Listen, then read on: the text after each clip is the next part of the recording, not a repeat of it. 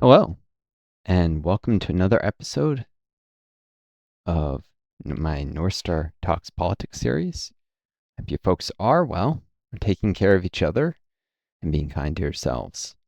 Now, I wish to do a bit of a talk here, if you will, on socialist democracy. It's something that is misrepresented, attacked, and abused, especially by the far right, but conservatives in general, and even quote, center left liberals in the United States, which liberalism is globally a center right ideology, but the US Overton window is so far to the right that the Democrats are considered a left wing party, where they're considered a right wing party in the rest of the world. And liberalism is not compatible with things like progressivism, social democracy. It's to the right of it. Of course, these are both capitalist ideologies, progressivism and social democracy. And what I am talking about is socialist democracy, which is well to the left of both of those, not to be confused with social democracy.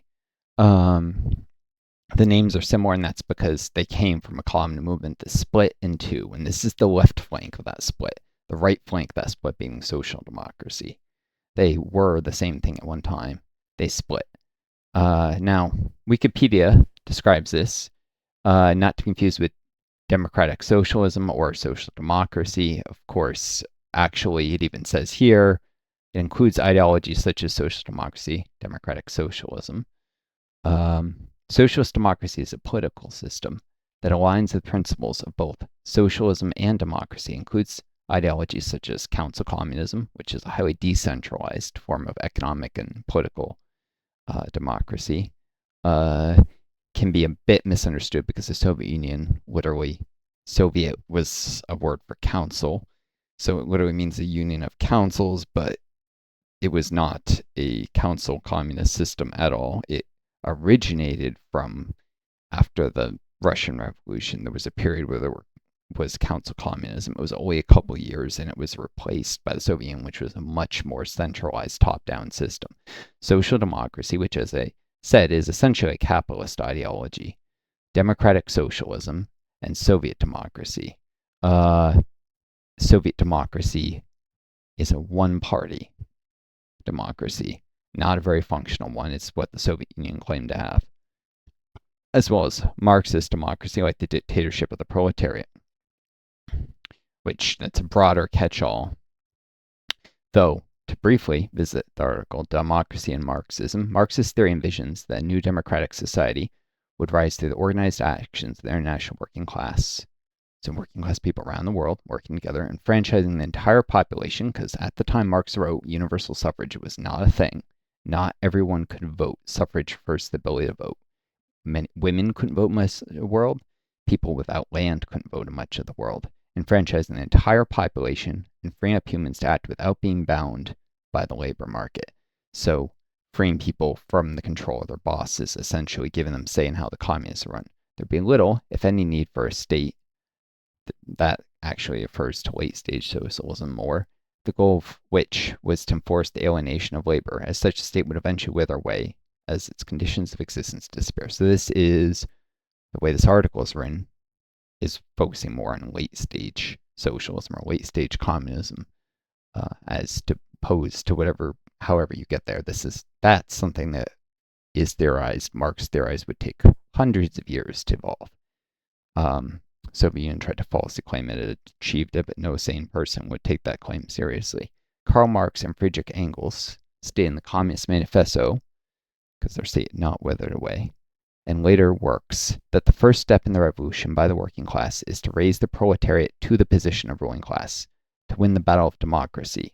That's what they meant when they said the dictatorship of the proletariat, which is often a misrepresented term, because in English, dictatorship has an implication of tyranny and totalitarian control, which is not what this phrase meant. And I've said many times, socialists should try and coin a different term. They should insist that term no longer be used because it's inaccurate and has the wrong implications. There should be a different term that more accurately describes what Marx was actually saying. It works fine in German, but which is Marx's original language, but I don't think he understood that the dictatorship, which in German, in his understanding of language, and more in that time, and the meanings have shifted, but in German at the time had an implication. I do speak some German, and language, the meanings are closer to English now, but at the time in German, dictatorship meant merely who controls society, who runs. So a more accurate term might be the rulership of the working class. If you replace the word dictatorship with rulership, or the rule of even rule of the working class, that is what Marx was referring to. So if you just change those words slightly, it becomes immediately far clearer what he was saying. And universal suffrage, so giving everyone the right to vote, he was very much in favor of that, being one of the first and most important tasks of the militant proletariat. As Marx wrote in his Critique of the Gotha Program, a very important work, people read just the Communist Manifesto, which is a tiny little packet, and they think they understand Marx. That's juvenile. That's infantile. But that's people who are lazy and want to claim they understand ideology by reading a teeny tiny bit of it and then just writing it off. They're assholes. Anyone who does that has no intellectual integrity, no commitment to learn, and they just want an excuse to validate what they already believed, which is a whole bunch of capitalist propaganda. Anyways, between capitalist, this is quoting Marx again, between capitalist and communist society, to show what he believed, there lies the period of the revolutionary transformation of the one into the other. So he's referring to the transition from capitalism to late stage socialism. Corresponding to this is also a political transition period in which the state can be nothing but the revolutionary dictatorship or rule of, so can be nothing but the rule of the proletariat. He allowed for the possibility of peaceful transition in some countries with strong democratic institutional structures. I've read this quote, by the way. Marx very clearly says, he calls that the UK, Britain, the United States, and he hints that he considers maybe the Netherlands at the time, because at the time these countries were some of the strongest democracies in the world. That's shifted. Nowadays, the US is much less healthy democracy than many countries in Europe. So if he was doing a list today, he might say, I don't know, France, Sweden, and Norway. Those might be the three countries he would name if he lived today. The UK and United States are definitely not top of the list. Now, the Netherlands is still a reasonably strong democracy. There are countries that have exceeded it, but suggested that in other countries in which the workers can not, quote, attain the goal by peaceful means, the lever of a revolution must be forced on the grounds that the working people had the right of revolt if they were denied political expression. This is an important idea at the time, one that elites have increasingly worked to basically outlaw, to say that if people even talk about the right of revolt, it'll be claimed that they're advocating violence and they'll be silenced. This was a fundamental idea. Anarchist philosophers first put it out even before Marxism arose, because socialism predates Marx. It, in fact, predates the anarchist philosophers. It started with utopian socialists, then the anarchist writers came along, then Marx came along. And so it diverged and developed into many different ideologies. But socialism, and I'm referring to anarchist socialism, or at the time it was called libertarian socialism, or sometimes libertarianism, but now that means libertarian capitalism, which is a far-right ideology that stole the term and even bragged about how they stole the term. So in today's lingo, you have to say anarchists or anarchist socialism, because there are anarchists who are not socialist, so anarcho-socialists, but they arose before Marx. Anyways, Marx responded to some of their works because they only were like 10, 20 years before him. In response to the question, what will be the course of this revolution and the principles of communism, which he wrote in 1847, Friedrich Engels wrote. Engels had already started writing before Marx died and continued after, and finishing many of Marx's works. Above all, it will establish a democratic constitution, and countries didn't have democratic constitutions at the time, and through this, the direct or indirect dominance of the proletariat, i.e. of the working class. Well, Marxists proposed replacing the bourgeois state with a proletarian semi-state through revolution, rulership of the working class, which would eventually wither away. Anarchists warn that the state must be abolished along with capitalism, so instantly skipping any transitional stage. Nonetheless, desired end result, a stateless communist society. It seems that's referring to more, I guess you could say, traditional interpretations of Marxism. Democratic socialists, some, such as myself, don't think you can ever do away with the state entirely. The anarchists are wrong. Even Marx was in some sense wrong.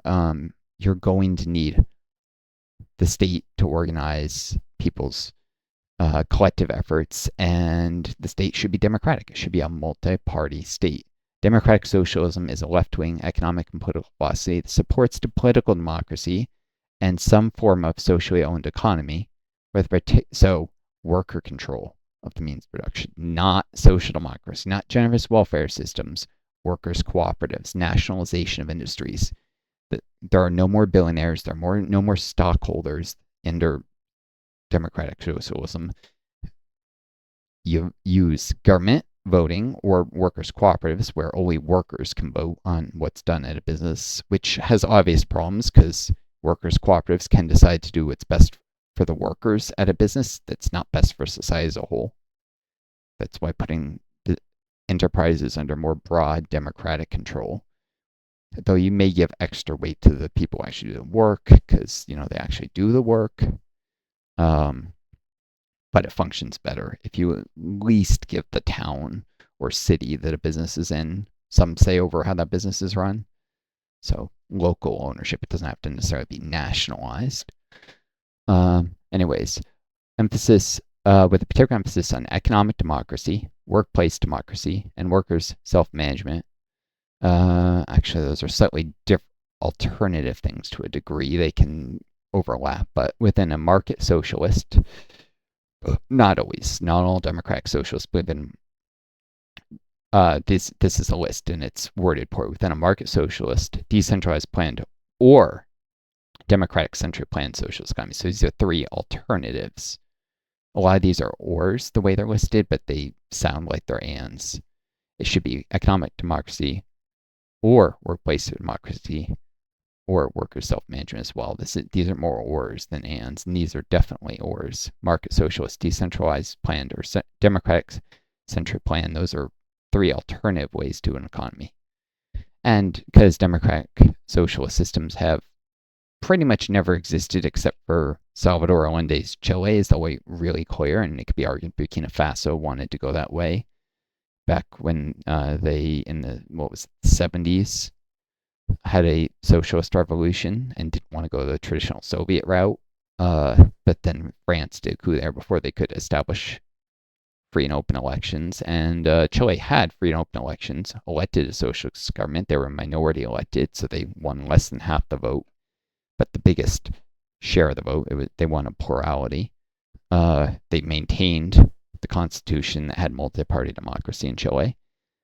And then the United States instituted a coup there, or rather supported a coup. They assassinated people, got in the way with it. They put money into right-wing propaganda and organization building, and even though they didn't actually pull the trigger on the coup that put Pinochet in power, they supported Pinochet after he came to power, and they helped pave the way for him to rise to power, spreading all this anti-socialist propaganda in the military in particular, and sabotaging the Chilean economy. So it's not been tried. You get trolls who say, oh, socialism worth this time. It's been tried so many times. Democratic socialism has never been tried. In fact, there's only been one type of socialism that's ever really been tried, and that's Marxist Leninism of the traditional one-party state form. That's it. That's the only type of socialism the world has ever seen. Cuba is trying to reform itself in a way that might be towards a real multi-party socialist democracy, but it's a slow process, and it hasn't gone there yet entirely. Although it's wrote up a new constitution, it's very much changing. It could end up a capitalist, or it could end up multi-party socialist, either way. Cuban is a state of change. And there is, I guess, Dangism in North Korea, which is a little bit different than the Soviet system, but none of these are democratic socialism. It has not been done. Neither has anarchism been done. Marxist-Leninists try to argue that neither of these systems have been done because they're too weak. They don't have the means to seize power in the first place, so it doesn't matter if they're a better system. I say history will prove them wrong. There will be democratic socialist countries someday. It will have its chance and be able to show they can work.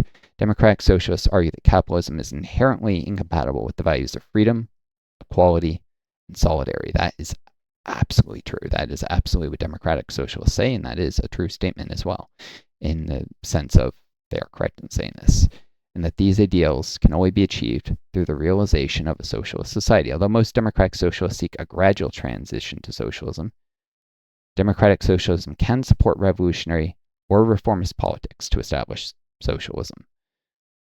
Gradual is more leaning towards what social democracy used to mean before social democracy and democratic socialists split.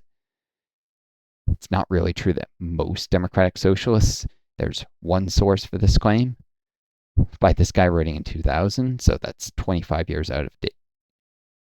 Not necessarily true now. And what's more, it wasn't really true when he said it. This is the problem with Wikipedia. One source that isn't necessarily correct cannot be used to make a claim always. No, most democratic socialists seek reformist, so they something like the U.S. having a new constitutional convention, for instance, radical, rapid reforms, not gradual transitions, because democratic socialists know that will fail. Billionaires will sabotage. They have 50 or 100 years to do it.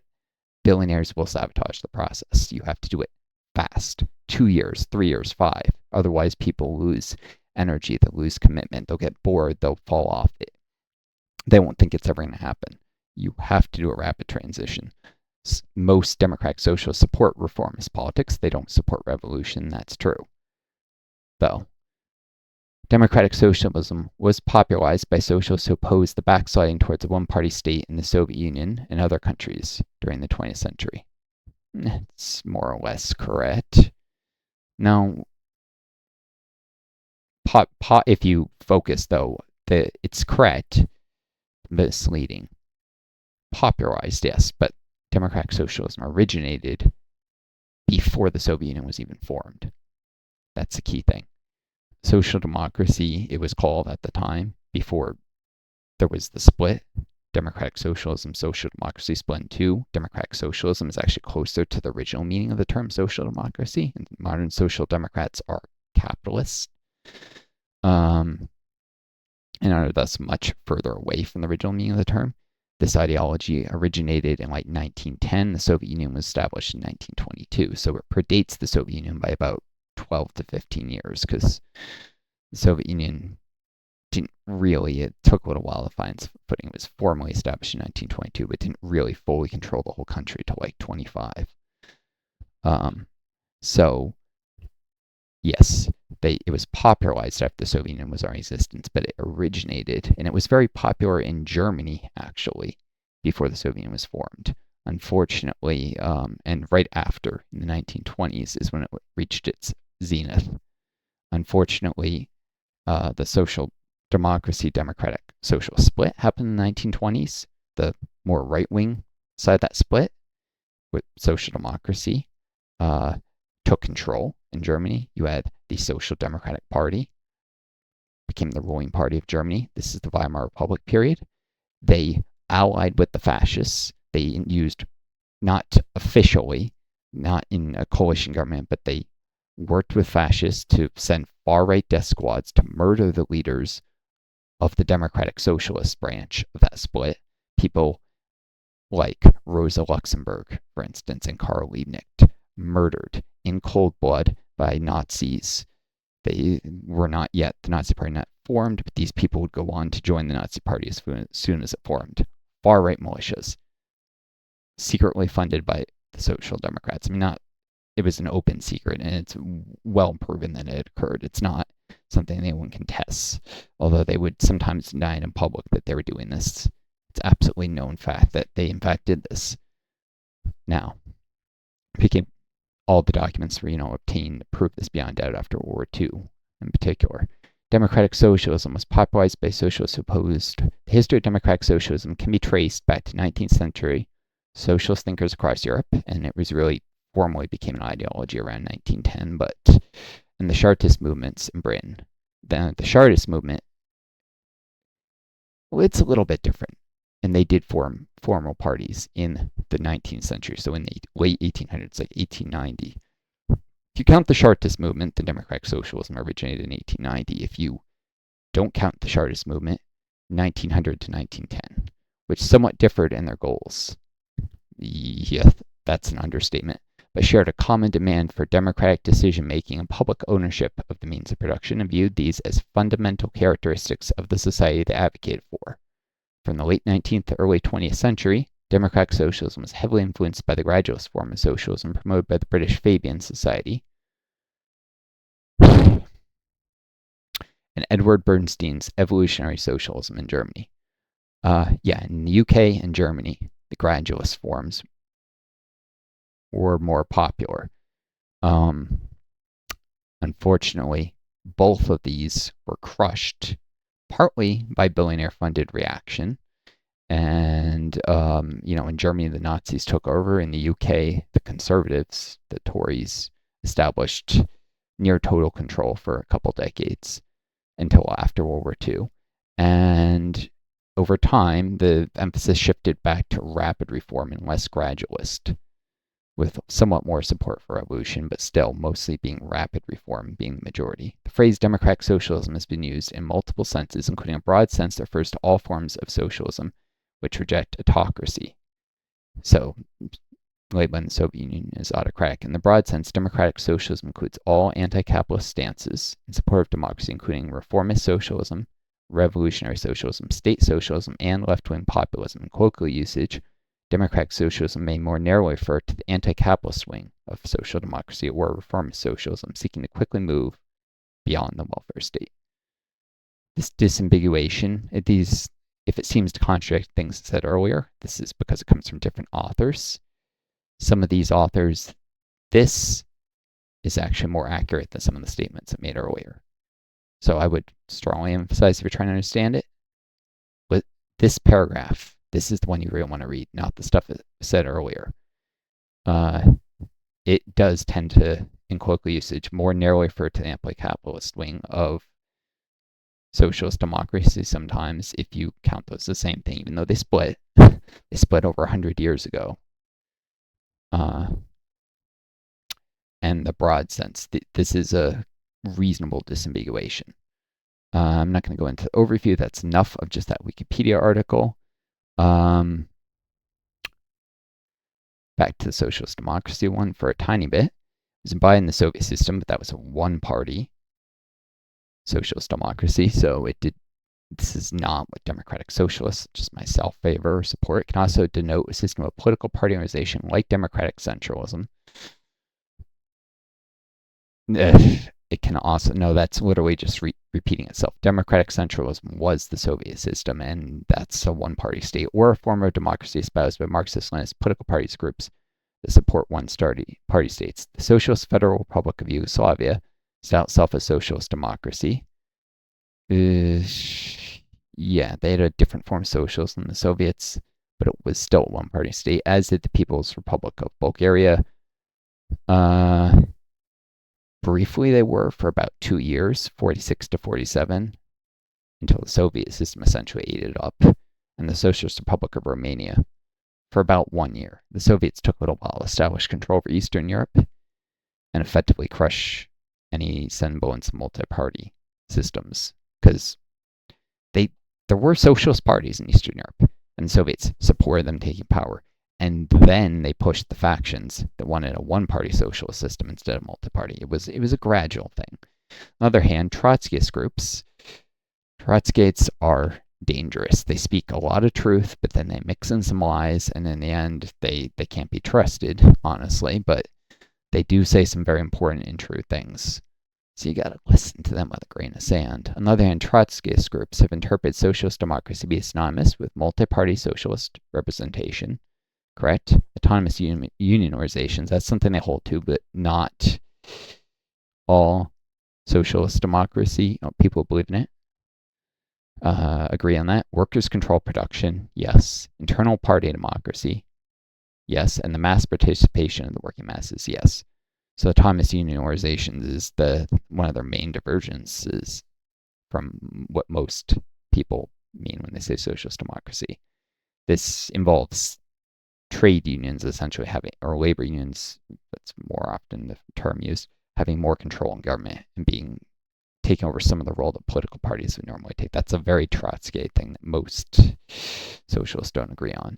Several parties or groups that tend to have a connection to the reunified Fourth International use this label. So Fourth International was a Trotsky guiding committee, if you will. So basically it's citing several different Trotsky parties believe this. In the modern world, parties including Socialist Democracy in Australia, Socialist Democracy in Brazil, like it's saying just Socialist Democracy, but the name of the party is Socialist Democracy Australia. Socialist Alliance is an Australian socialist party and activist organization. Socialist Democracy in Brazil, they've changed names from time to time, is a far-left Trotsky group in Brazil. Socialist Democracy in Ireland, political organization that arose from Northern Ireland civil rights movement, held that civil rights could be achieved over the establishment of a socialist republic for all Ireland. It demanded more radical forms of the government in Northern Ireland. Social Democracy Group in England. This is another Trotsky group. So you can see Trotskyites will use these same terms, but they mean something somewhat different than non-Trotskyites. Parti de Social de la Démocratie Socialiste in Canada. This is a Quebec organization, still exists, but it's tied up with Quebec French nationalism, which is not something that socialists normally support because nationalism is anathema to socialists. And so it's a contradiction. And Socialist Democracy Party in Turkey was a socialist party in Turkey. Most of its members are forming opposition groups. They defended closer ties with the Kurds. It goes on. Yep, they were crushed, though. Especially Turkey is very much a dictatorship masquerading as a democracy today, and that was even more true in the past. There's elements of democracy, of republic in it, but it's an autocratic country. The Chinese Communist Party claims to maintain principles of socialist democracy. They have elements of it, but they're not it. CCP Chairman Mao Zedong advocated the People's Democratic Dictatorship, form of people's rule, but unfortunately one-party state, which emphasized the importance of the rule of the working class in the democratic process. I'm not going to use this phrase when it in English does not mean what these people meant. In their form and opening up period, Deng Xiaoping said that democracy is the essential element of socialism, as there be no socialism and modernization without democracy. That's pretty much something all Marxists can agree on. It's just, what does democracy mean? That means different things to different Marxists. Under CCP General Xi Jinping, the CCP continued labeling itself as a socialist democracy, under which the National People's Congress selects state leaders. This is kind of how Marxist-Leninists understand democracy. They think you have a single party, you elect local representatives, and then state leaders are elected by the people you elected. So the National People's Congress is elected by people who are in turn elected. It's a very indirect form of democracy. And what's more, this isn't going to load quick enough because it's currently behind a VPN. Enough of that. It's very indirect, and what's more, the one-party nature undermines it. Now, I wanted to get to this. Maybe I'll touch on the Democratic Socialists of America article. Some of their articles are terrible, and some of them are great. There's not much monitoring, if you will. There's no censorship. So some people with terrible, horrible views write articles for the Democratic Socialists of America and put it on their website, and some people who are right on the bat do. You gotta be a little bit careful and learn which authors are good and which aren't when you take stuff from them. But that's because partly they have a social democratic wing and a democratic socialist wing. And the social democrats like to say they're democratic socialists, but they're capitalists. You got to be anti-capitalist to actually be a democratic socialist. If you're a capitalist, you're not a socialist. I mean, it's a contradiction in terms. And probably the majority of the DSA's membership are actually social democrats, not democratic socialists. And a lot of them are not only social democrats, they're ultra libs. And yeah, so the majority of takes you see are just wrong and ridiculous, but then you see some really good authors within their ranks too. It is a commonplace enough observation that hitherto existing socialisms suffered from a lack of democracy, but in the sense that the word democracy is commonly understood, the observation is misleading. For the assumption is that more democracy, as commonly understood, would have been a good thing. This is by Paul Cockshot. So he's a YouTuber. I didn't even realize he had a blog back in 2017. In fact, what spurred me to create this video, which 30 minutes already, was literally a Paul Cockshot video I saw. I'm like, I have some things to say that were inspired by this, though I'm not directly responding to his video. He says better things in his blog here, and I've seen other things he wrote that weren't on this blog. He says better stuff in writing than he does when he gets on YouTube. That's probably that he either censors himself, moderates himself, or couches what he says differently to appeal to a wider audience on YouTube. But when he writes well. He is an academic, so it's not surprising. Academics usually do better in writing than they do in front of a camera or webcam. Anyways, the observation is misleading. The assumption is that more democracy is commonly understood would have been a good thing. From the standpoint of liberal opinion, there is nothing problematic about it. This is understanding he's a Brit, so keep in mind he has a better understanding what the term liberal means, since the term literally originated in England, and the Americans pervert and distort the term. I am an American, but I understand that the term is horrendously distorted in the USA, where it just means left wing. Now, liberalism is specifically what in the US be center left, and a global stage center right ideology. It's Hillary Clinton, basically, or Bill Clinton. Bill Clinton is one of the arch liberals. It's also Ronald Reagan. Ronald Reagan could also be called a liberal, although he would not have styled himself that. He would have styled himself a conservative. But the true meaning of the term liberal in global sense would include Ronald Reagan and Margaret Thatcher.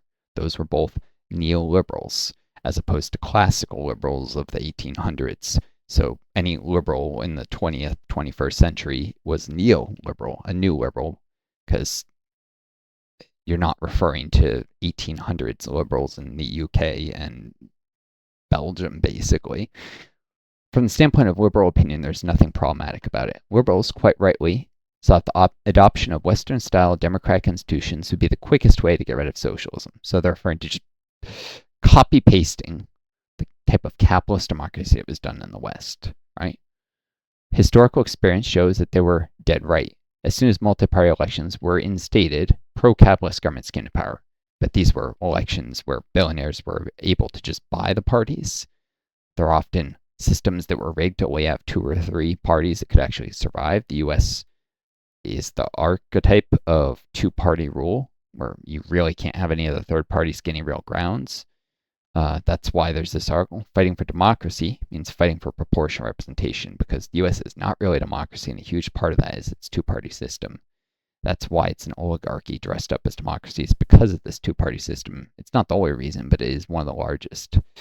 Anyways, maybe I'll get to that article if there's enough time. As soon as multi-party elections are established, faced with this, there are various possible responses. From the Blairite left, so Tony Blair and his followers, the response is welcome, an unalloyed triumph for democracy. Good riddance to all that nonsense about a planned economy. It's good riddance to anything about workers' control of the economy. We had a historic breakthrough which allowed us new labor to become intensely relaxed about the filthy rich. So basically just allying with the billionaires. A relic communist left, insignificant in Europe. Well, depends where you define Europe. There are parts of Eastern Europe where that's not true, that they're insignificant, particularly the furthest east parts, Moldova, Belarus. You still see substantial relic communists left in those countries, and there's probably a couple others, but yeah, mostly insignificant now. But obviously a much greater significance in East Asia, China, and Vietnam and such. Conclude that it was a big mistake to have ever allowed multi-party candidate or multi-party elections in Eastern Europe and the USSR. So socialism was to be observed by the way they knew continued Communist Party monopoly. So they said Soviet Union collapsed, that was terrible. It was a terrible thing that collapsed, by the way, but it would have been much better if they could have reformed themselves to be more functional and actually a multi-party rule while remaining socialist. He'll even get to proving in many ways that it was a terrible thing that they collapsed. This is something I've told people over and over. The end of the Cold War with an unalloyed U.S. triumph was a terrible outcome for humanity. It would have been better if the Soviets wanted someone had to win. It would have been even better if the Soviets reformed themselves, the U.S. and Soviets became friends, we reached a utopian Star Trek future. That didn't happen. What did happen was terrible, and a lot of people died because of it. And the U.S. has gone around completely, no one can stop us anymore, and carried out multiple genocides because no one can stop the U.S. anymore. The Soviets at least tried to stop some of the U.S. genocides. The U.S. began a period of committing genocides, usually through puppet governments, in the 1970s. This began with the Indonesian genocide, the Bangladeshi genocide, the East Timor genocide, and the Guatemalan genocide. Those 4 genocides in the 1970s and early 80s then developed into the first Congo genocide. And then there was the second Congo genocide, the Yemenis genocide, and what's currently going on in the Near East. And I think there's a couple others. So there being nobody can stop the U.S. as this let us march over the world, murder tens of millions of people through puppet governments, and sometimes directly. U.S. aircraft directly helped participate in the Yemenis genocide. If you don't remember, there were U.S. aircraft bombing Yemen at the same time that the Saudis were, which the Saudis were a U.S. puppet regime, and the U.S. Air Force is obviously the U.S. The United States also directly sent non-combat personnel to help in the Guatemalan genocide. And there's another genocide that was carried out by U.S. military forces before this period. The one from the end of World War II to the 1970s, there was only one thing you could call a genocide, maybe 2 if you count the Vietnam War, but that would be the Korean War, which the aerial bombardment campaign that wiped out millions of civilians is, according to the leading English language expert on the Korean War, a genocide. I would agree with that assessment, but I don't count it because many, many, many people will contest that claim because it was a war as opposed to just murdering innocent civilians with relatively little or no contest like the other 8 genocides the U.S. has carried out since 1970. But if you count the Vietnam and Korean Wars, there's been 10. But the U.S. has actually accelerated its pace of oppression across the world since there's no one around to stop us anymore, which makes the collapse of the Soviet Union a very bad thing before you get to all the excess deaths that occurred in the former Soviet countries, which right here you have an accounting at that being more than 12 million people who died who wouldn't have died if the Soviet Union had not collapsed. According to Paul Cockshot's blog here, we'll get to that. Anyways, Trotsky left and their sympathizers in the Labour Party. Yeah, there's a lot of Trotskyites in the British Labour Party at the time that the Blairites took over, and there's still a Trotskyite element today, that responded that what the USSR had actually needed was a revival of Soviet democracy, not bourgeois democracy. That's returning to a more decentralized system, to the period of essentially council communism, Soviets being little councils, and a very decentralized approach with labor unions holding a lot more power that existed briefly in the Soviet Union right when it was forming and quickly was replaced by a one-party centralized state. A revival of that. The Trotskyites often talked about going back to that, as if it wouldn't have just devolved into what it did again, as if history wouldn't have repeated itself. That system ceased to exist because it was unstable. A final response, about which I should leave you in suspense until I've addressed others. So this is the problem with trying to roll back the clock. Generally speaking, if you just directly roll back the clock and change nothing, you'll get the same thing that will happen again. You have to at least change something if you don't want history to repeat itself. Although, well, sometimes you don't have to change something because the context, what's going on in the rest of the world, is different. But unless there's a specific reason, you can look at the rest of the world and say it'll be different this time because of what's happening in these other countries. And with the state of technology and literature and such in the world, unless you can say something like that, you need to change something or history will repeat itself. Anyways, excess deaths, consequent introduction of democracy in Russia. Starting with the year 1986, This is looking at the death rates that existed in the Soviet Union before 1986, when Gorbachev started basically slowly abolishing communism. He didn't necessarily mean to do that, but that was effective as reforms.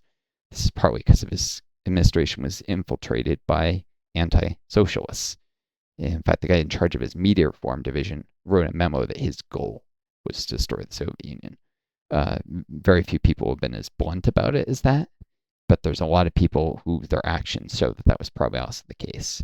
So starting from 1986, which is the beginning of the end of the Soviet Union, excess deaths. So this is projecting what was the rate of deaths, how was it growing at what percent a year, assuming trends didn't change, versus what actually happened with the end of socialism.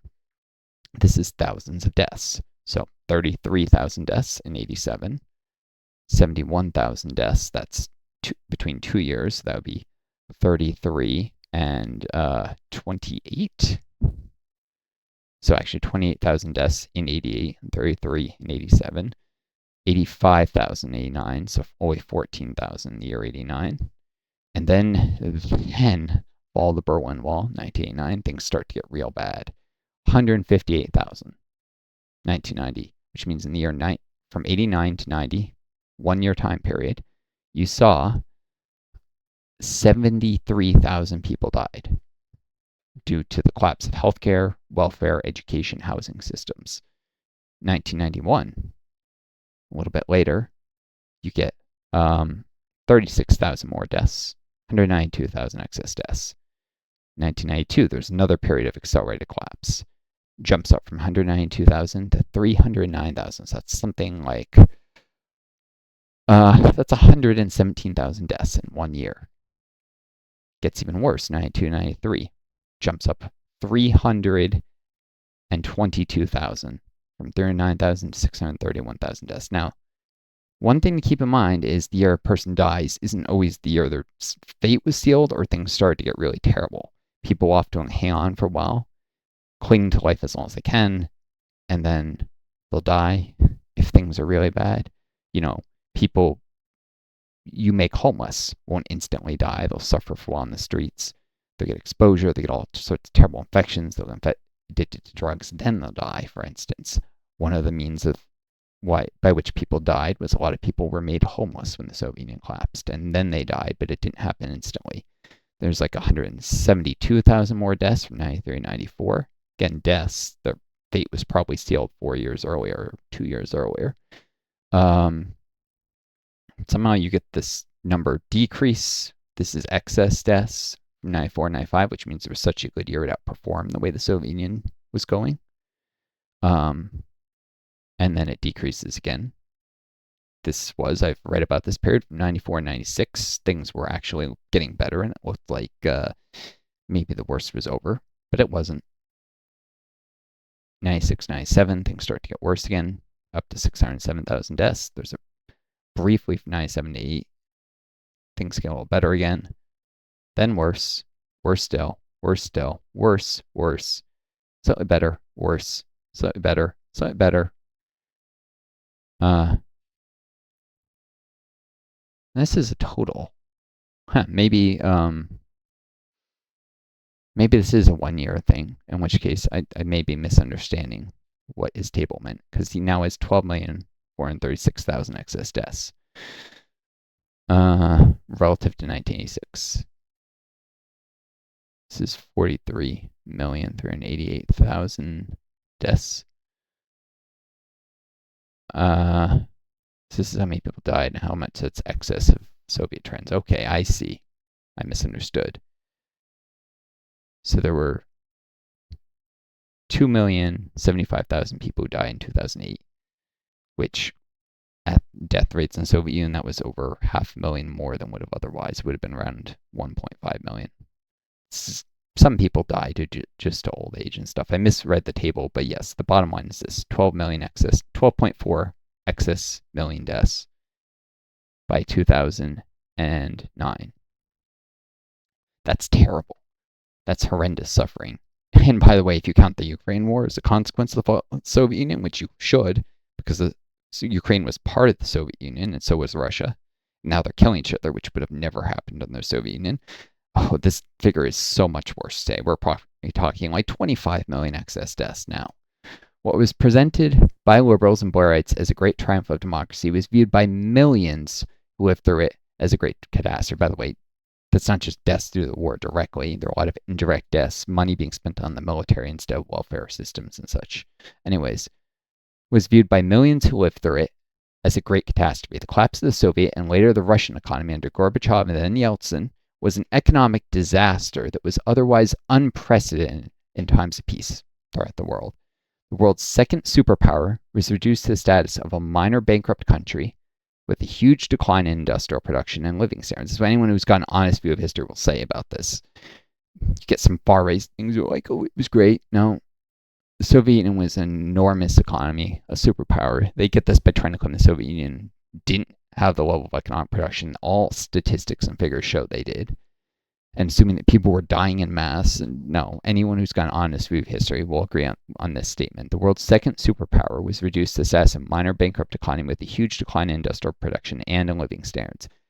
Nothing brings out the scale of the catastrophe more than the demographic data, which shows a huge rise in mortality rate brought about by poverty, hunger, people literally starved to death, homelessness, and alcoholism. Deaths due to despair. People become so depressed because their lives suck so much that rates of alcohol, they turn alcohol. And while the Soviet Union had an alcoholism problem, the post-Soviet countries had an even bigger problem with alcoholism that these brought in their wake. A discipline less sure of itself than economics might question its starting hypothesis when an experiment went so drastically wrong. To point out, and Paul Koch has done this before, economists are not honest people. They are regularly subverted in their studies by the billionaire class, and so they will assert things even though the evidence shows the exact opposite, such as, oh, it was a great thing the Soviet Union collapsed. The evidence shows it was a terrible thing.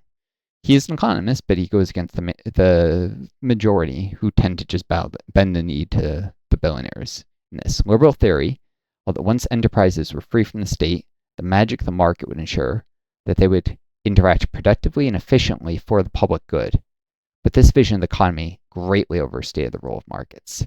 Even in so-called market economies, markets of the sort described in economics textbooks are the exception. So, the exception to the rule. Exception restricted to specialist areas like world oil and currency markets. Yep, that's an accurate statement. Generally speaking, these kind of markets don't exist outside the oil and currency markets. These efficient, unregulated, I'm not that they're regulated, but there's certain principles of what might be considered efficient economy, and the textbooks always hold true for those two. That's something that any halfway decent or honest economist will agree on. The main industrial structure of an economy depends on a complex interlinked system of regular producer-consumer relationships. This is more referring like one business sending things to another in a chain of production, not so much end consumer, in which the same suppliers like people making parts to make cars, make regular deliveries to the same customers week in, week out. And the Soviet Union, this interlinked system stretched across two continents, Asia and Europe, and drew into its network other economies, East Europe, Cuba, North Vietnam. Enterprises depended on regular state orders. By the way, he probably should include North Korea, which was very integrated into the Soviet economy, and part of the reason they had mass starvation after the collapse of the Soviet Union wasn't because socialism is inherently unstable or bad or something. It was because they were highly integrated into the Soviet Union, and they so directly were affected by its collapse. Enterprises depend on regular state orders, the contents of which might be dispatched to other enterprises thousands of miles away. Whole towns and communities across the wilds of Siberia relied on these regular orders for their economic survival. So businesses relying on the government buying certain things. Once the state was too bankrupt to continue making these orders, because the government went bankrupt at the collapse of the Soviet Union, once it could no longer afford to pay wages, many times civil servants weren't even paid anymore, and once the planning network which had coordinated these orders was removed, what occurred was not the spontaneous self-organization the economy promised by liberal theory, but a domino process of collapse. Without any orders, factories engaged in primary industries closed down. Without deliveries of components and supplies, secondary industries could no longer continue production. So primary makes stuff on very raw inputs or just have nothing. Secondary industries rely on suppliers. Just very basically describe what he's talking about here. So they too closed. In a rapid and destructive cascade, industry after industry closed down. The process was made far worse by the way the unitary Soviet Union split into a dozen different countries, all with their own separate economies. The industrial system had been designed to work as an integrated whole. Split up by national barriers, it lay in ruins. The figures in Table 2 show how far the economy had regressed. These figures show how little recovery there had been, even after 13 years of operation of the free market. So this is from 1990 to 2004. 2003. Output of selected branches of industry in Russia in 2003 compared to 1990. Source Goskomstat 2004, table 14.3. So total industrial output, 66th. So it's only about 2/3 the output in 2003 that was in 1990. Electric power, 77%. That's highly measurable. You know, how much electricity is produced each year, you can easily measure. No one can claim, oh, this is bullshit. We don't really know how much electricity is made in the Soviet Union. Nope, the Soviets kept meticulous records. Gas, 97%. There wasn't much decrease in gas and oil. Gas and oil are thus very much the bedrocks of the modern Russian economy. So 97, 94, even they saw a decrease in production. Oil refining, 70%. So there was a 30% decrease in oil refining. Ferrous metallurgy, 79. Non-ferrous metallurgy, 80. Chemicals and petrochemicals, 67. Machine building, 54. There's a huge decrease in machine building. Wood and paper, 48. That was even worse. Building materials, 42. So these are industries produced less than half as much. Light industry, this was by far the biggest decline, 15. So in 2003, there was 15%. The light industry, the very thing that the Soviet Union underemphasized and didn't have enough to begin with, that there was in 90. The thing of industry that was already catastrophically small became much, much, much smaller. In food, 67%. So there was even less food produced. People say, oh, communism, no food. No, there's 2/3 of the food production after 13 years of capitalism that there was under the Soviet Union. If the economy had continued to grow, even at the modest rate of the later Brezhnev years, say 2.5%, the Soviet Union grew much, much, much faster before then. And mind you, 2.5%, if you compare the capitalist figures, you'll underestimate how much that really is, because the Soviet Union grew steadily at like 2.5% in the Brezhnev years, and it grew at much faster rates under earlier leaders in earlier decades. So capitalist economies might grow 5%, then shrink 3%, then grow 6%, then shrink 8%, and that's actually slower than 2.5%. It may look higher because it's misleading if you just average numbers together. This is particularly egregious when you have really big drops, when you have really deep recessions that can wipe out 10%, 20, 50% of the industrial production year in the worst crashes. That takes a long time to recover from. Soviet Union didn't have these big collapses before its final end collapse. And World War II, when the Nazis invaded and destroyed huge amounts of industry, those are only 2 collapses they had. The industrial production would, on this scale, have stood at about 140% of 1990 levels. So there'd be 40% more production instead of 1/3 less production if things had continued to grow at Brezhnev rates. The net effect of 13 years of capitalism was to leave Russia with half the industrial capacity that could have been expected even from the poorest performing years of the socialist economy. Yep, I made this case many times. People don't know the facts, they don't know the figures, and so they come to wrong conclusions because they don't bother to study history. They don't bother to learn from it. They just swallow propaganda. The figures show this.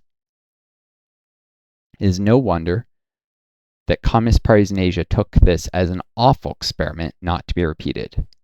The lesson they took from it was that the political dominance of the Communist Party was essential, and that any concession to political liberalism would be disastrous. Economically and socially, they were willing to concede all sorts of things: foreign investment, private business within the country, freedom to leave the country and study abroad. Officially, Marxism remains the ideology in China. All students have the to study some variant of it, but the actual ideological spectrum in debate on the internet and in academic journals runs the gamut from neo-Marxism via orthodox Marxism to social democracy and liberalism and neo-Confucianism. If you establish a mixed economy with contesting classes, then you will get mixed and contending ideologies. Within of this structure, the ideologies which represent the interests of those who do best out of the social order will become more and more influential. So this is basically the idea. The people who are doing best in the economic system, they use that success to control the ideology of a country. This is something Marx said in the 1800s. This is something countless sociologists have pointed out. The people who are most dominant, most in control, most successful, their ideologies will rule discussion and debate. They will use their success to gain power. Billionaires in the US, for instance, will control debate to a large degree. They fund think tanks. They fund propaganda. By the same mechanisms which have always operated in socially stratified societies. And this is why socialists are anti-stratification and egalitarians, broadly speaking. By the way, it's a bit of divergence. I don't often mix the gaming politics videos. I play Stellaris, egalitarianism. There's a reason, and people try and contest this, but there's a reason egalitarian leans towards socialism, even some of the civics and such, just because egalitarian societies are anti-stratification. Stratification is something socialists are against. The differential access to education of different social classes. Soviet Union went to great lengths, for instance, to make sure even farmers had great access to education, and the tendency of the educated to express both their own particular interests and those of the groups with whom they seek favor. Yep, like in the US, there's a whole class of people, what might be called the managerial class by some social scientists, who will basically espouse the ideas of billionaires because they seek to gain favor with billionaires. There's a lot of people who think if they like the boot in the US that they'll do well. It's usually not the case, but people think it, and that's all that matters. Given this gradual ideological shift, it becomes a moot point to decide whether the Communist Party monopoly achieves what the Communist Party monopoly achieves in the long run. Apart that is from the obvious: rapidly rising living standards, high-speed trains, peace, longer life expectancy, and social stability. It's pointing out these things are in fact occurring in China, despite the propaganda. They have a lot of high-speed trains, peace. They're not going to war with countries over and over like the U.S. Longer life expectancy in the U.S., that's a verifiable fact. Greater social stability, higher, and living standards, while not up to American standards, are rising every year. All right, and this is a quote. I'll read it. Reg, all right, but apart from the sanitation, the medicine, education, wine, public order, irrigation, roads, the freshwater system, and public health, what have the Romans ever done for us? Brought peace? Oh, peace. Shut up.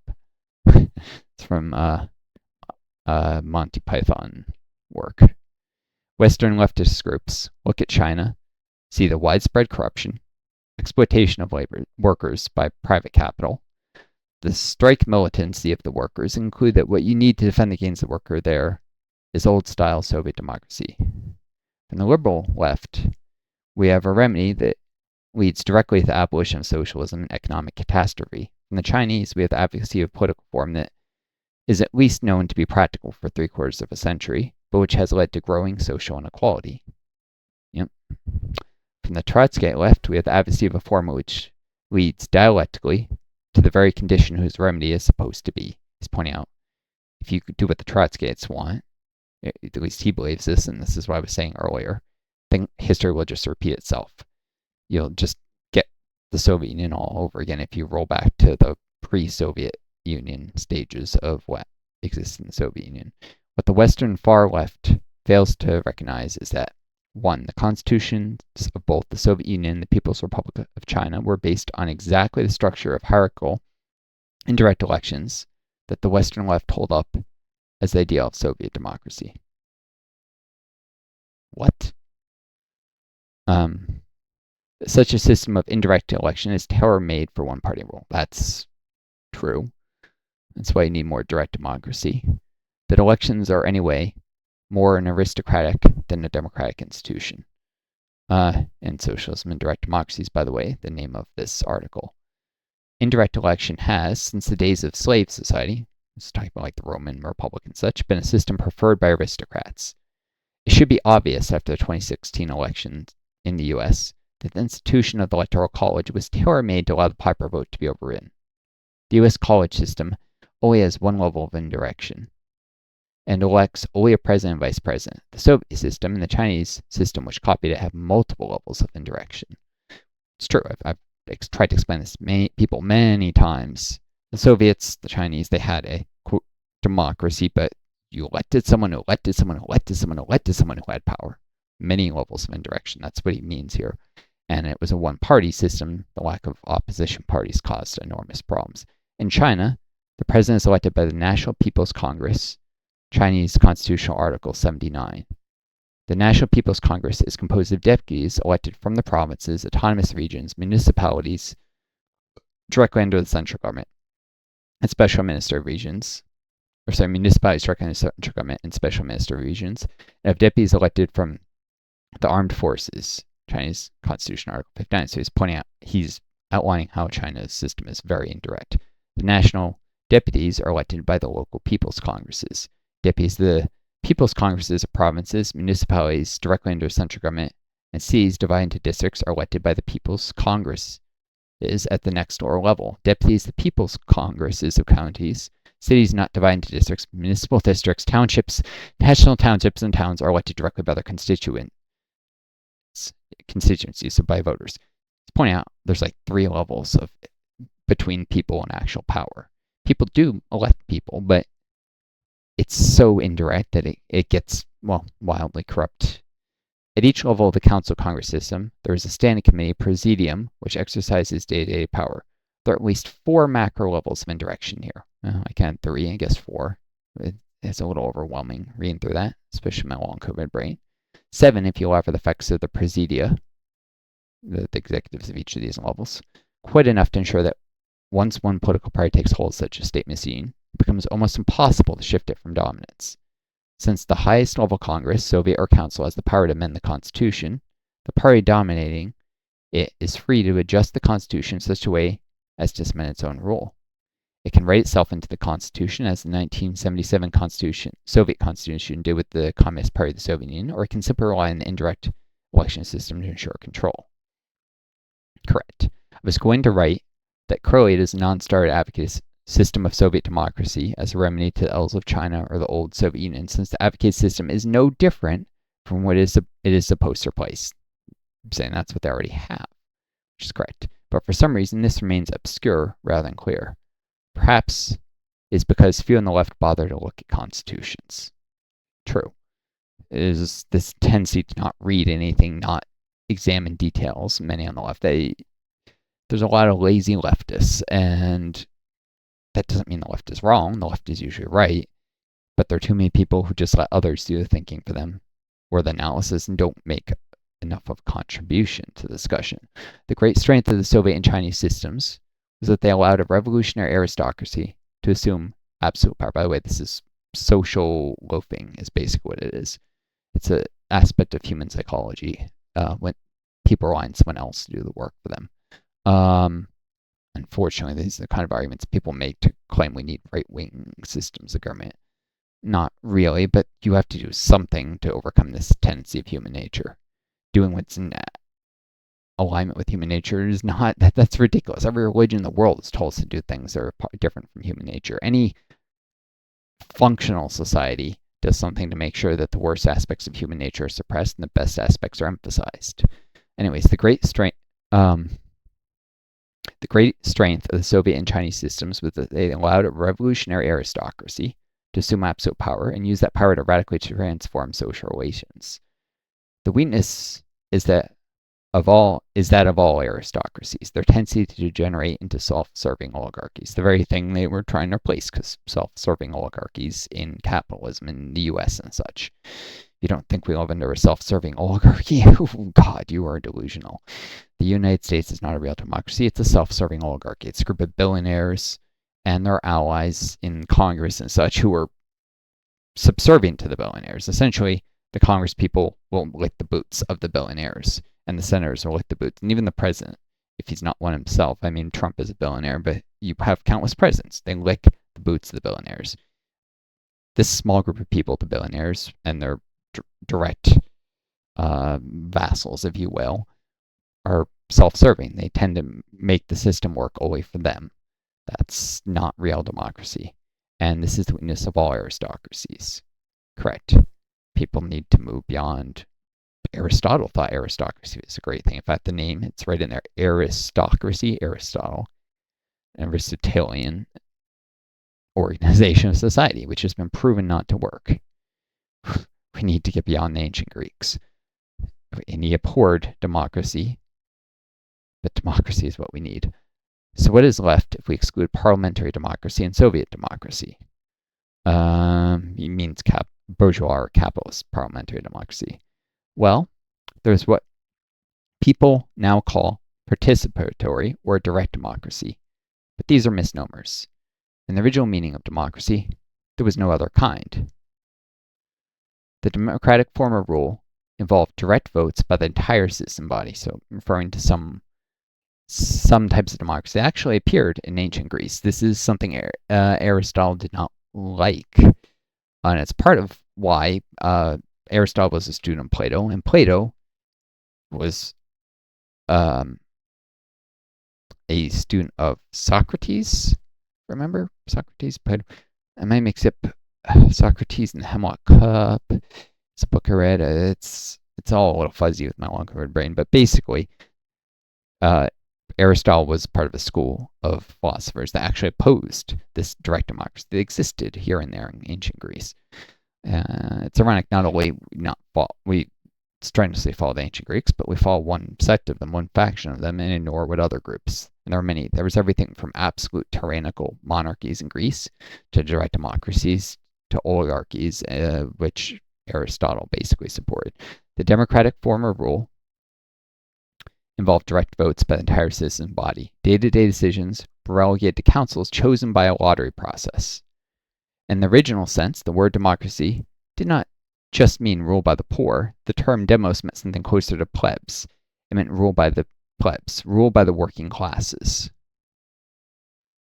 It dispensed with professional politicians and handed all decisions over to the common people. It's clear that neither parliamentary constitutions developed in the West or the various Soviet Congress constitutions used in socialist countries were democracies in this sense. Correct. They all involved the election of a political elite who took the decisions on behalf of the people. In contrast, ideas of direct democracy are slowly gaining credibility, most notably in the frequent callings of referenda. So referendums, basically. These guys in Britain uses terms a little differently than Americans would, but it's still the same language. I think you get what I'm saying. And he's also an academic, which is academic lingo. Jargon can almost be like a language unto itself with any country. Someone is sufficiently immersed in academia. I have some of this academic background, so it's more natural for me than many of you, but although I've always had the ability to translate that in a way not many people could, and I never got as deep into it as some people did. I have a master's degree, not a PhD, although I was being recruited into a PhD program, and certain people were extremely pissed off and sought revenge against me, actually, for turning down the PhD program and going for a master's instead. It was expected that we get a PhD, that become an academic, that become very distant from the rest of society. And me saying, no, I want to do a master's. I want to become a physician. I want to do a master's and then go to med school. That was like certain people who I was part of my professional, my social network were aghast at this decision, because unfortunately those are the people I've rubbed elbows with and made connections with, and didn't have time to make new connections. I'm referring mostly to my late college years, to where I, graduated college bachelor's degree. Eventually, reconnected, did a couple more masters, rubbing elbows with a lot more people in the medical professions, was going to become a physician, and then I got on COVID, so. But it's meant I've spent a lot of time in school. 3 different master's programs. would have had 3 master's degrees if I didn't get sick. Have one, would have 3. Did 99% of a second and third. So it's not like I'm someone, oh, wait, it's been a month and a. No. Now I pretty much have all the education of 3 master's degrees. So I've spent a lot of time in academia. Most notably in the freaking calling of referenda. It is in the interest of a modern socialist movement to fight for the extension of such institutions. It was very close to the final projects that would have allowed me to graduate. And I had straight A average. There's no question I could have done it if I didn't get long COVID. Anyways, sorry, I'm getting too much in my life. It is in the interest of modern socialist movement to fight for the extension of such institutions, referenda and such. The right of citizens to call referendum votes once sufficient signatures are collected in one aspect. Other aspects are the replacement of elected parliaments by citizen assemblies, or at the very least ensuring the majority of the parliament is made up of citizens selected by lot.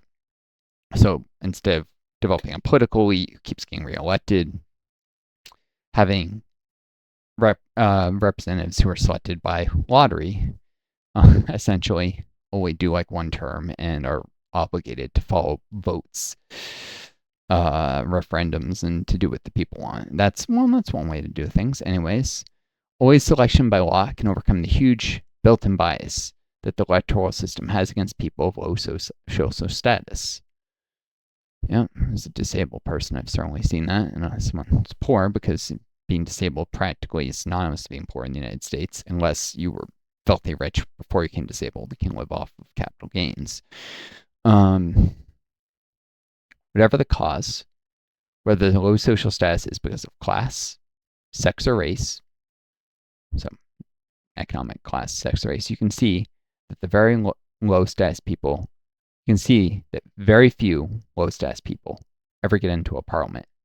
In consequence, all parliaments are grossly unrepresentative in class and sex terms. In racially mixed societies, they tend to be unrepresentative on race grounds as well. And so you don't see many poor people, you don't see many women if women are oppressed, you don't see many racial minorities, you don't see a lot of things. Assembly selected by lot will be a representative sample of the different classes in society. It's by the way, Paul Cockshot's idea. I feel I owe it to this guy if I read this much to at least read this, even if I don't agree with everything he says. Maybe I'm too much of an incrementalist. I would be happy to just, for starters, see proportional representation in the United States, and an uncapping and expansion of the size of the House of Representatives, and maybe some states being broken up into pieces because some states are just too freaking large for the number of people who live in them. Though it needs to be a nonpartisan committee that decides how the state borders be drawn. Otherwise, it be politicized excessively. And given Puerto Rico and DC statehood, stuff like this, even reforms like this would be a great step in the right direction. Of course, it's not socialism. That'd just be a beginning. The U.S. needs a new constitutional convention to do a lot of fixes. But yeah, selection by lot could work, maybe. And it's not been tried for a long time, for hundreds, thousands of years. An assembly selected by lot will be a representative sample of the different class society. It was used in ancient Greece, not really since, well, no, there's a few rare places, but it hasn't been used for over 1,000 years in a substantial degree anyways. The elites are invariably suspicious of direct democracy. They complain that the general public are too ignorant and prejudiced to make decisions on their own behalf. Far better to leave decisions to educated and cultured people. Except the educated and cultured people will make decisions that will benefit them. And, if everyone participates, then you can emphasize the education system. Already, there's the argument that even to the level that America has democracy, should be educating the masses so they can be more informed voters. If ordinary people are actually selected by lot to work in, to be representatives in the government, then it's even more important because those are actually going to be the ruling elite. They're not going to actually be the rulers of the country. They're not just going to be voters. And so it becomes even more important that everyone gets educated, which will mitigate these problems somewhat. But even so, the problems caused by people being too ignorant or prejudiced may be less than the problems are caused by having a small, self-serving oligarchy that just makes things worse and worse and worse. until the system collapses, which is what we're seeing in the US. But the obvious point is that the educated and cultured will look out for themselves. Just what I was saying. I didn't even read the sentence, but it logically follows, so it shouldn't be surprising he repeats exactly what I said. Will look out for themselves and can certainly not be trusted to have the interests of the poor and less educated at heart. The old 19th century socialist movements knew this and advocated direct popular legislation, an idea that was disliked by the Socialist Party leaderships, even then. Modern technology, internet in particular, makes it much easier to hold popular votes. Almost everyone has a mobile phone, and secure, anonymous, and verifiable voting can be done this way. As an example, the handy vote system allows voting by SMS, by text message, with people being able to check their votes, that their votes are correctly tallied. So, one example of a digital way to do direct democracy. Such digital systems can be easily extended to allow the citizens at large to make the sorts of major strategic choices needed for socialist planning. Planning is only democratic if at least the big ticket headings, health, education, investment, are settled by popular decision. It is possible for voters to make numerical choices about levels of public resources. Suppose there are 3 telephone numbers that you can text for a vote on health expenditure. XXX0 means reduce it by 5%, 1 means leave it unchanged, and 2 means increase it by 5%. It's clear that by averaging the votes KZ, you can get percentage change in health expenditure. The result is the average of what the voters want. This will in our case be bounded by minus 5% to plus 5%, but these bounds could be varied by those setting the vote. And at the cost of some slight increase in complexity, a broader range of numbers to dial could be provided without changing the basic procedure. Now suppose that there are 3 items to decide on: income tax, school expenditure, and health expenditure. A simple extension would be to set 9 phone numbers for voting as follows: income tax down, income tax leave as is, income tax up, health expenditures, school expenditures, similar with each one. People could then text express their personal decisions. The result would be to obtain an average percentage change for each particular heading. As long as sufficient people vote in each individual issue, the law of large numbers means that we'll get a reasonably accurate estimate of public opinion on that topic. 5 shows, so figure 5, that an opinion aggregated from many non-experts is usually superior to that of a few experts.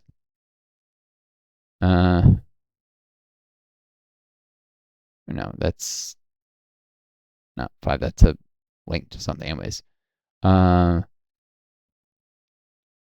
Tax expenditure, feasible set, vote compromise.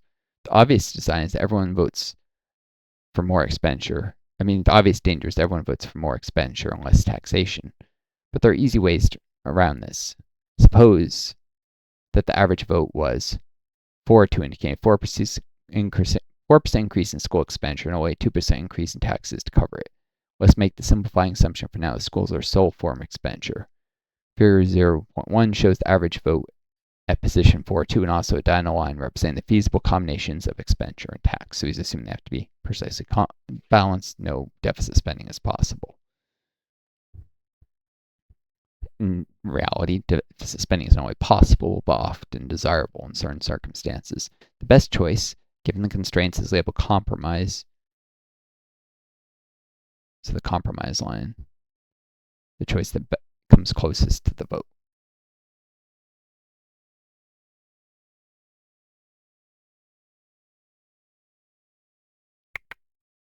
Geometrically, the compromise is the closest point on the feasible combination line to the average vote. It is a choice which minimizes voter dissatisfaction.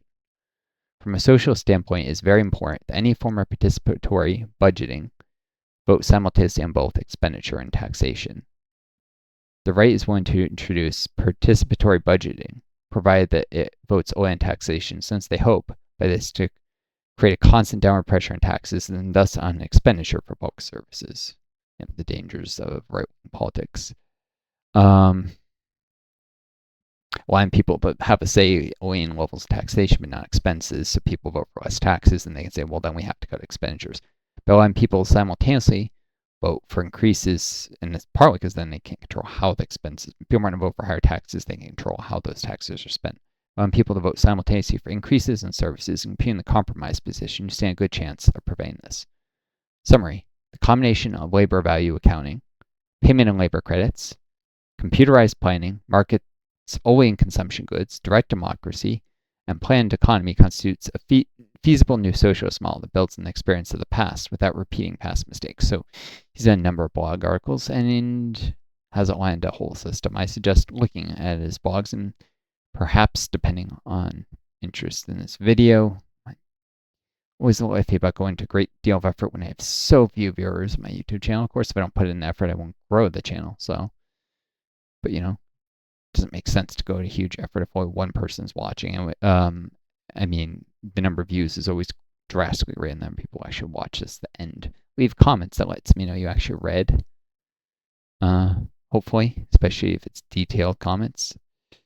You actually watch this. The combination of labor value accounting. The practical question is how society can move towards that. It is here that one must take seriously, but in updated form, the old Lenin criticism of economism. The central point of that critique was that focusing on economic issues was not enough. To build a revolutionary movement, it was necessary to bring to the fore the political struggle for democracy. In the context of Tsarist Russia, that was seen as the struggle for a republican constitution. Yep, because socialist Bolsheviks were very much in favor of establishing a republic, but one still seen as parliamentary representation with universal adult suffrage. Today, the struggle for democracy still has to be in the first place, but the aim has to be overthrowing existing constitutions and replacing them with direct democracy. Correct. By consistently advocating this, it should be possible for socialists to mobilize behind us people who may not share our socialist goals, but who are still hostile to elite domination. Once a genuine democratic republic is established, without professional politicians, we would have the best possible environment to win support for a radical transformation of property relations. Yep. Okay, this has gone too long, so the fight for democracy means fighting proportional representation. I'll have to come later, and I've done a video on proportional representation before, so this was good, long, and all these different articles I went through, hopefully, you folks found interesting. That's enough for now. I wish you all the best. Take care of each other. Be kind to yourselves and me. You always find a guiding star to lead you home. Till next time, this is Northstar. I do. And best luck.